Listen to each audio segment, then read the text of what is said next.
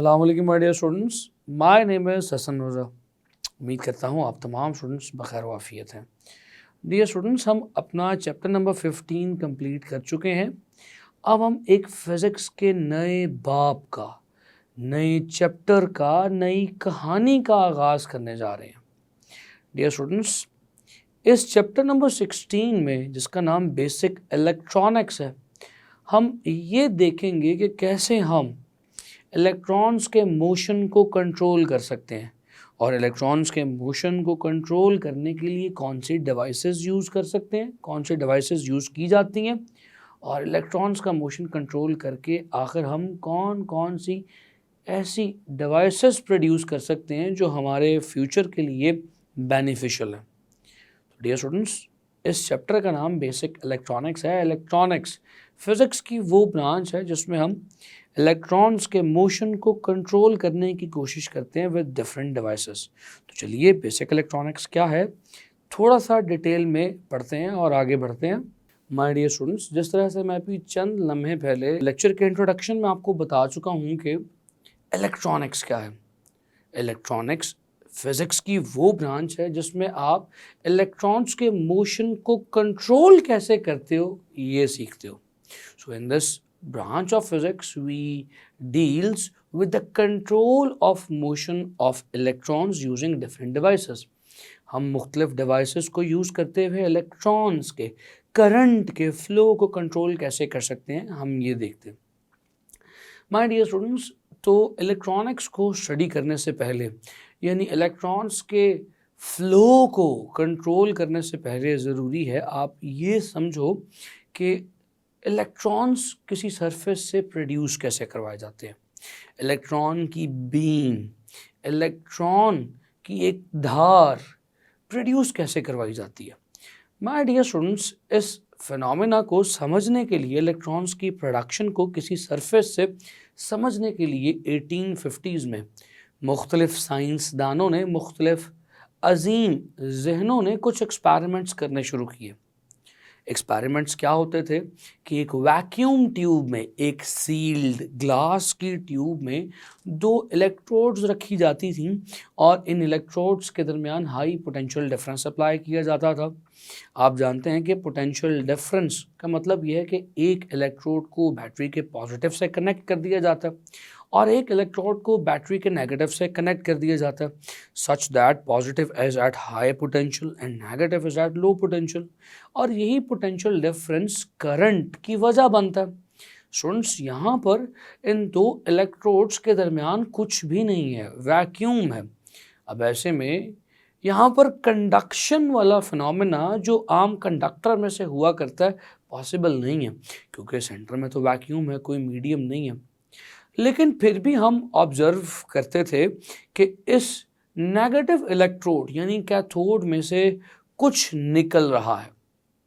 हम कैसे ऑब्जर्व करते थे स्टूडेंट्स? जैसी आप इस नेगेटिव इलेक्ट्रोड यानी कैथोड पर पोटेंशियल डिफरेंस अप्लाई करते थे तो ये कैथोड रेड हॉट ग्लो करना शुरू कर दिया करती थी, यानी कि इसका कलर ऑरेंज जैसा हो जाया करता था। तो इस ऑरेंज ऑब्जेक्ट से कुछ रेज निकला करती थी जो सामने opposite side of this tube पर फॉल करने पर वहाँ पर एक ब्लू कलर की लाइट प्रोड्यूस करती थी। माय डियर स्टूडेंट्स, उनका सामने वाली सरफेस पे एक ग्लो प्रोड्यूस करना इस बात की गवाही था कि कुछ इस सरफेस से निकल रहा है। फिर हमने क्या किया, इस बात को मेक श्योर करने के लिए कि ये कुछ इसी नेगेटिव सरफेस से निकल रहा है, सेंटर में हमने एक मेटल की प्लेट रख के देखी। तो जिस तरह से लाइट के रास्ते में अगर कोई ऑब्जेक्ट रख दिया जाए, उस ऑब्जेक्ट का शेडो ऑपोजिट साइड पे बना करता है, उसी तरह से इस मेटल की प्लेट का भी एक शार्प शेडो कैथोड यानी नेगेटिव इलेक्ट्रोड की ऑपोजिट वॉल पर बनना शुरू हो गया। यानी इससे ये बात साबित हुई कि ये कुछ, मैं भी कुछ का वर्ड यूज़ कर रहा हूँ, ये कुछ इसी नेगेटिव इलेक्ट्रोड यानी कैथोड में से ही निकल रहा है। My dear students, letter on 1897 में जे थॉमसन ने मुख्तलिफ एक्सपेरिमेंट करके ये साबित किया कि ये कुछ जो इस नेगेटिव इलेक्ट्रोड से निकल रहा है ये और कुछ नहीं, ये इलेक्ट्रॉन है। तो उसने साबित किया कि असल में इस मेटल की सरफेस में से करंट या पोटेंशियल डिफरेंस अप्लाई करने पर stream of ray of electrons निकल रही है, और इस रे ऑफ इलेक्ट्रॉन के रास्ते में अगर कोई ऑब्जेक्ट रख दिया जाए तो ये रे ऑफ इलेक्ट्रॉन बिल्कुल लाइट की तरह उस सरफेस का, उस ऑब्जेक्ट का एक शेडो कास्ट कर सकते हैं। माय डियर स्टूडेंट्स, क्योंकि ये रेज नेगेटिव इलेक्ट्रोड यानी कैथोड से निकल रही थी तो इन्हें कैथोड रेज कहा गया। यहाँ तक तो हम अभी ये समझ चुके हैं कि एक इलेक्ट्रोड नेगेटिव से और एक पॉजिटिव से जोड़ी जाए, इन्हें वैक्यूम में रख दिया जाए तो नेगेटिव से कुछ पार्टिकल्स निकला करते हैं जिन्हें कैथोड रेज या इलेक्ट्रॉन्स कहा जाता है। वो जाकर सामने जब एनोड पर स्ट्राइक करते हैं तो हम कहते हैं कैथोड रेज नेगेटिव में से निकल रही है। अभी तक मैंने आपको ये नहीं बताया कि ये कैथोड रेज आखिर क्यों निकल रही है। चलिए थोड़ी सी बात फिर इस बात पर भी की जाए कि ये इलेक्ट्रॉन्स आखिर कैथोड से एमिट क्यों होती हैं। क्या कोई भी सरफेस रखी जा सकती है कैथोड की जगह? अगर हमें ये पता चल जाए कि कैथोड रेज क्यों एमिट होती हैं तो माय डियर स्टूडेंट्स, हम अपनी मर्जी से निकलने वाली कैथोड रेज की इंटेंसिटी को, शिद्दत को चेंज कर सकते हैं।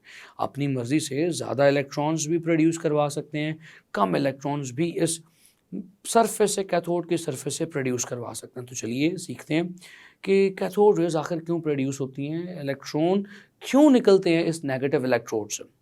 तो डियर स्टूडेंट्स, इस बात को समझने के लिए ज़रा रिकॉल कीजिए एक मेटल की सरफेस को, एक कंडक्टर को। हम अपनी प्रीवियस क्लासेस में, प्रीवियस चैप्टर्स में, चैप्टर नंबर 13 में ये बात कह चुके हैं कि मेटल के पास फ्री इलेक्ट्रॉन्स हैं। मेटल की सरफेस फ्री इलेक्ट्रॉन से भरी पड़ी है। ये वो फ्री इलेक्ट्रॉन्स हैं जो कि मेटल की सरफेस के साथ लूजली बाउंड हैं, वीकली बाउंड हैं। आप वैसे भी ये बात अच्छे से पढ़ चुके हैं केमिस्ट्री में, metals are electropositive. Metals are ready to lose their electron. Metals को बस कोई बहाना चाहिए कि इलेक्ट्रॉन को खो दें।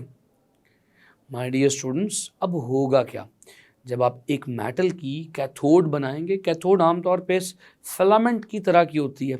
से आप tungsten is a metal, tungsten की कैथोड बना रहे हैं तो टंगस्टन की ये जो सरफेस, फिलामेंट लाइक सरफेस आपने बनाई है, इस सरफेस के ऊपर ढेर सारे एटम्स हैं। इन एटम्स के पास ढेर सारे इलेक्ट्रॉन्स हैं जो लूजली बाउंड हैं, जो ये एटम्स लूज करने के लिए तैयार बैठे हैं। माय डियर स्टूडेंट्स, अब इन इलेक्ट्रॉन्स को थोड़ी सी एनर्जी चाहिए। जैसे ही इन इलेक्ट्रॉन्स को थोड़ी सी एनर्जी दी जाएगी, these electrons will break their bonds. ये अपने बॉन्ड्स ब्रेक कर देंगे और साथ ही मूव करना शुरू कर देंगे टुवर्ड्स द पॉजिटिव इलेक्ट्रोड। तो माय डियर स्टूडेंट्स, इन्हें एनर्जी कैसे प्रोवाइड की जाए? इन्हें एनर्जी प्रोवाइड की जाती है पोटेंशियल डिफरेंस की सूरत में। इलेक्ट्रोड जो नेगेटिव है, कैथोड, उसे नेगेटिव पोटेंशियल, और जो एनोड है उसे पॉजिटिव पोटेंशियल दिया जाता है। डियर स्टूडेंट्स, ये काम आसान हो जाए अगर आप इसे पोटेंशियल डिफरेंस के साथ साथ हीट भी प्रोवाइड कर दें, क्योंकि हीट भी एक फॉर्म ऑफ एनर्जी है। तो डियर स्टूडेंट्स, हीट प्रोवाइड करने के लिए इसी फिलामेंट के साथ एक और छोटी सी बैटरी कनेक्ट की जाती है। इस बैटरी का वोल्टेज तकरीबन 0.6 वोल्ट है और इस 0.6 वोल्ट की वजह से इस फिलामेंट में से तकरीबन 0.3 एम्पेयर्स का करंट पास करता है। डियर स्टूडेंट्स, आप जानते हैं, पढ़ चुके हैं कि current produce the heating effect. तो ये 0.3 एम्पेयर्स का करंट हीट प्रोड्यूस करेगा। ये हीट भी एक फॉर्म ऑफ एनर्जी है। इस एनर्जी की वजह से इलेक्ट्रॉन्स के, एटम्स के साथ बॉन्ड्स मज़ीद वीक हो जाएंगे। बाकी रही सही कसर इलेक्ट्रोड यानी कैथोड और एनोड पे अप्लाई किया गया पोटेंशियल डिफरेंस पूरी कर देगा। आपने हीट देकर, हीट आप इलेक्ट्रिसिटी की फॉर्म में दे रहे हैं, आपने हीट देकर इन वीकली बॉन्डेड इलेक्ट्रॉन्स को मज़ीद वीक कर दिया। अब जो सामने लगा एनोड है और ये कैथोड है, इन इलेक्ट्रॉन्स को एमिट करना शुरू कर देगी with the little application of potential difference, जिसकी वजह से डियर स्टूडेंट्स कैथोड से एक स्ट्रीम ऑफ इलेक्ट्रॉन्स निकलनी शुरू होगी और सामने एनोड पर जाके फॉल करना शुरू होगी।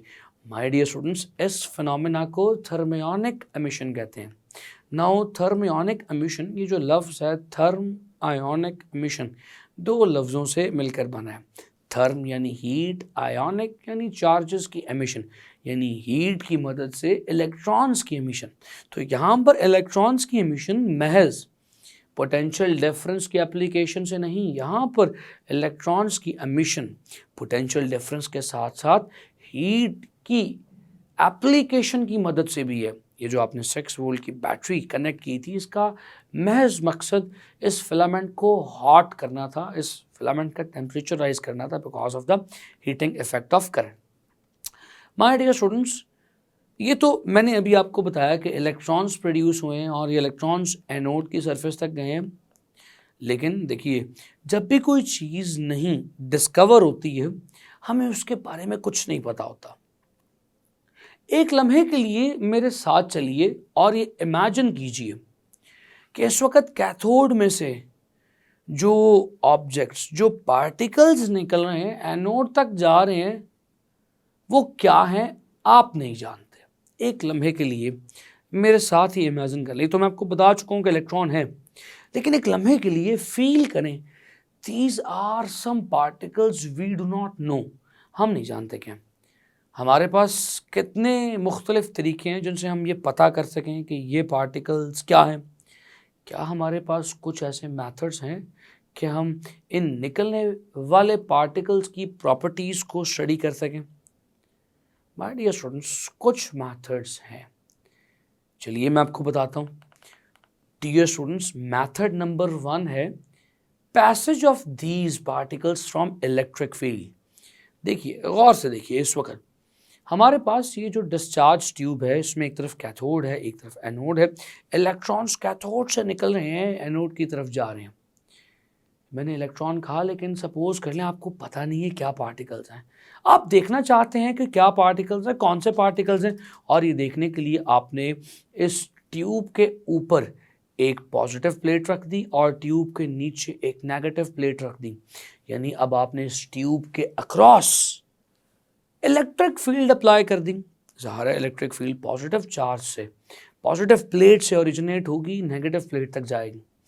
माय डियर स्टूडेंट्स, जब ये पार्टिकल्स कैथोड से निकलकर एनोड की तरफ जाते हुए इन दो प्लेट्स में से, पॉजिटिव क्यू और नेगेटिव क्यू प्लेट्स में से पास करेंगे, P1 और P2 में से पास करेंगे, तो क्या होगा आप अच्छे से जानते हैं कि इलेक्ट्रिक फील्ड ऊपर पॉजिटिव है, नीचे नेगेटिव है। ये इलेक्ट्रिक फील्ड चार्ज पार्टिकल पर एक फोर्स एक्सर्ट करती है। चैप्टर नंबर 13 में आपने कूलम्स फोर्स पढ़ी हुई है। ऑपोजिट चार्जेस अट्रैक्ट होते हैं, नेगेटिव सिमिलर चार्जेस रिपेल होते हैं। तो इसका मतलब ये हुआ कि ये जो पार्टिकल्स कैथोड से निकल रहे हैं, इन पर कुछ फोर्स लगेगी। जब हमने एक्सपेरिमेंट किया तो जानते हैं क्या हुआ, ये चार्ज पार्टिकल्स जब इस इलेक्ट्रिक फील्ड में से गुजरे तो पॉजिटिव की तरफ डिफ्लेक्ट हो गए। इससे क्या बात सीखने को मिलती है, आप बता सकते हैं? डियर स्टूडेंट्स, ये पॉजिटिव की तरफ डिफ्लेक्ट हुए, इससे ये बात सीखने को मिलती है कि इन चार्ज पार्टिकल्स का चार्ज पॉजिटिव से ऑपोजिट है। अगर ऑपोजिट है इसलिए तो अट्रैक्ट हुए हैं पॉजिटिव की तरफ। यहाँ से हमें ये बात सीखने को मिलती है कि yes, they can be electrons because electrons are negative. Electrons का चार्ज ऑपोजिट टू पॉजिटिव है। तो माय डियर स्टूडेंट्स, हमने यहाँ से कंक्लूड किया कि जब भी इन कैथोड रेज को इलेक्ट्रिक फील्ड में से गुजारा जाएगा तो ये इलेक्ट्रॉन्स, ये पार्टिकल्स हमेशा पॉजिटिव प्लेट की तरफ डिफ्लेक्ट होंगे, मुड़ेंगे, जिससे ये बात साबित हो जाएगी कि these electrons carry negative charge. My dear students, हमने सिर्फ इन्हें इलेक्ट्रिक फील्ड में से गुजार के इत्मीनान या तसल्ली नहीं की। अपनी तसल्ली पूरी करने के लिए हमने इन्हें मैग्नेटिक फील्ड में से भी पास किया। याद कीजिए ज़रा प्रीवियस कॉन्सेप्ट, मैं आपको ये पिक्चर से एक्सप्लेन करता हूँ। याद है ये पिक्चर हमने कहाँ पढ़ी थी, किस चैप्टर में पढ़ी थी? कि जब एक करंट कैरिंग कंडक्टर को मैग्नेटिक फील्ड्स के दरमियान, मैग्नेटिक पोल्स के दरमियान रखा जाता है, तो इस करंट कैरिंग कंडक्टर पे एक फोर्स लगती है। याद है हमने ये force Fleming's left hand rule से फाइंड आउट की थी। माय डियर स्टूडेंट्स, आज मैं एक और राज आप पर खोलता हूँ। मैंने तब आपको ये बताया था कि इस करंट कैरिंग कंडक्टर पे फोर्स लग रही है क्योंकि ये करंट कैरिंग कंडक्टर एक मैग्नेट की तरह बिहेव करता है। मेरे पुराने लेक्चर्स ज़रूर रिव्यू कीजिएगा। और मैंने कहा था कि करंट कैरिंग कंडक्टर को एक मैग्नेटिक फील्ड में रखा जाए तो ये बिल्कुल ऐसे ही है कि एक मैग्नेट को दूसरे मैग्नेट के करीब रखा जाए तो कुछ ना कुछ फोर्सेस एक्सर्ट होंगी। अब मैं आपको बताता हूँ कि ये फोर्स दर हकीकत किस वजह से है। माय डियर स्टूडेंट्स, इस करंट कैरिंग कंडक्टर की मैग्नेटिक फील्ड किस वजह से है। इस करंट कैरिंग कंडक्टर की मैग्नेटिक फील्ड इसमें बहने वाले चार्ज पार्टिकल्स की वजह से है, इसमें बहने वाले करंट की वजह से है। तो याद रख लीजिए, मूविंग चार्जेस यानी करंट को अगर मैग्नेटिक फील्ड में रखा जाए तो मूविंग चार्जेस पर एक फोर्स लगती है। अब वो मूविंग चार्जेस इस वायर में से पास कर रहे हैं तो हर मूविंग चार्ज पर फोर्स लगने का मतलब है पूरी की पूरी वायर पर फोर्स लग रही है। इसलिए हम देखते हैं कि ये पूरी की पूरी वायर फोर्स की वजह से मूव कर जाती है। So this was the concept that we have done previously. My dear students, अगर इसी बात को आप जहन में रखें कि कंडक्टर पर फोर्स सिर्फ कंडक्टर पर नहीं, असल में कंडक्टर के अंदर मूव करने वाले चार्जेस पर लग रही है, तो ये फिनोमेना जो मैं अभी आपको एक्सप्लेन करने जा रहा हूँ बहुत आसानी से समझ में आ जाएगा। चलिए वापस इस पिक्चर पे आइए जो हमारे इस चैप्टर की पिक्चर है, चैप्टर नंबर 16 की पिक्चर है। हमने क्या किया डियर स्टूडेंट्स, हमने इस वैक्यूम ट्यूब, डिस्चार्ज ट्यूब जिसमें एक तरफ कैथोड और एक तरफ एनोड है, इसके क्रॉस मैग्नेटिक फील्ड अप्लाई कर दी। आप देख सकते हैं इस ट्यूब के सामने आप वाली साइड पे नॉर्थ है और पीछे वाली साइड पे साउथ पोल। तो इस नॉर्थ और साउथ की वजह से मैग्नेटिक फील्ड की डायरेक्शन क्या होगी डियर स्टूडेंट्स, मैग्नेटिक फील्ड की डायरेक्शन इनटू द प्लेन होगी, यानी कि आगे वाली सरफेस से मैग्नेटिक फील्ड ओरिजिनेट होगी और इस वैक्यूम ट्यूब की पीछे वाली सरफेस तक जाएगी। अगर ऐसे में आपसे कहा जाए डायरेक्शन ऑफ मैग्नेटिक फील्ड को ड्रॉ करें तो आप क्रॉस से ड्रॉ कर सकते हैं। बताया था जो चीज़ एंड टू द प्लेन हो, आपसे अवे जा रही हो, तो आप इसे क्रॉस से रिप्रेजेंट कर सकते हैं। तो माय डियर स्टूडेंट्स, यहाँ पर जो डायरेक्शन ऑफ मैग्नेटिक फील्ड है that is and to the plane, और पीछे से कैथोड रेज आ रही हैं। Cathode rays are the charge particles. ये चार्ज पार्टिकल्स इस मैग्नेटिक फील्ड के परपेंडिकुलर मूव करते हुए आगे एनोड की तरफ जाना चाह रहे हैं। लेकिन डियर स्टूडेंट्स, जैसे ये चार्ज पार्टिकल इस मैग्नेटिक फील्ड में से गुजरने को आएंगे तो इन चार्ज पार्टिकल्स पर एक फोर्स लगेगी। स्टूडेंट्स, ज़रा Fleming's left hand rule use कीजिए और डायरेक्शन ऑफ फोर्स बताइए। देखिए फ्लेमिंग्स लेफ्ट हैंड रूल के मुताबिक मैग्नेटिक फील्ड की डायरेक्शन किस डायरेक्शन में, इनटू द प्लेन।